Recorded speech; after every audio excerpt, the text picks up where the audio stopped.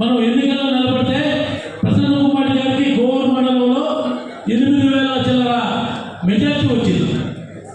ఇప్పుడు గడప గడపకి శాసనసభ్యులుగా పోయి వాళ్ళ సాధక బాధకాలు తెలుసుకొని వాళ్ళకి ఏదైనా ప్రభుత్వ పథకాలు ఈ 33 పథకాల్లో ఏదైనా అర్హులుగా ఉండి టెక్నికల్ ప్రాబ్లంతో ఏదైనా రాకపోతే అక్కడికక్కడే వాళ్ళ ఇంటి దగ్గర అధికారులను పెట్టుకొని పరిష్కారం చేసిన పరిస్థితి మనం చూసాం. అదేవిధంగా చెప్పినట్టుగా వాళ్ళ ఎక్కడైనా సరే తల్లిదండ్రులు కోల్పోయి నేను చూసా ఇంతమంది తల్లిదండ్రులు కోల్పోయిన బిడ్డలు ఉన్నారని ఆశ్చర్యపోయాం. వందల సంఖ్యలో నిధులు ఆ రోజు వాళ్ళ చెల్లించిపోయి మేమైతే పక్క ఉండే నాయకులు అందరం కూడా భయపడిపోతాం.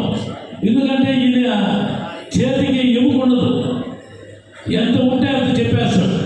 మేము భయపడుతూ ఉంటాం. ఎందుకంటే ఆయన మామూలుగా సుబ్బరామరెడ్డి కుటుంబం మాదిరి ఆస్తి ప్రస్తుతం లేదు.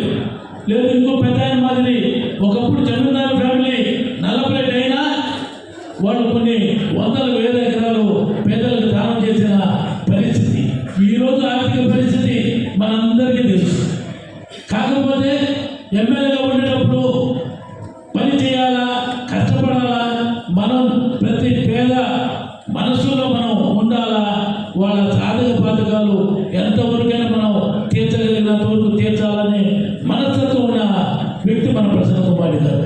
మేము అందరం కూడా తోటి ఉన్న వాళ్ళందరం కూడా ఈయన ఎంత చెప్పేస్తాడని భయపడిపోతుంటాం. ఎందుకంటే ఒకరికైతే మనం ఎంతో కొంత తీయచ్చు. మనం గడప గడపకి దాదాపు 1,10,000 ఇళ్ళు తిరిగాడు. మేము కొంచెం అందరూ తోట ఉండే వాళ్ళు కొంచెం వయసులో పెద్దవాళ్ళైనా కూడా అలా వాళ్ళు వాలంటీర్లు మన వాళ్ళు పోయి ఇచ్చేస్తారు లేదా అంటే అలా మీరు ఎట్లా ఎక్కలేదు కదా, మీరు నేను పట్టుకు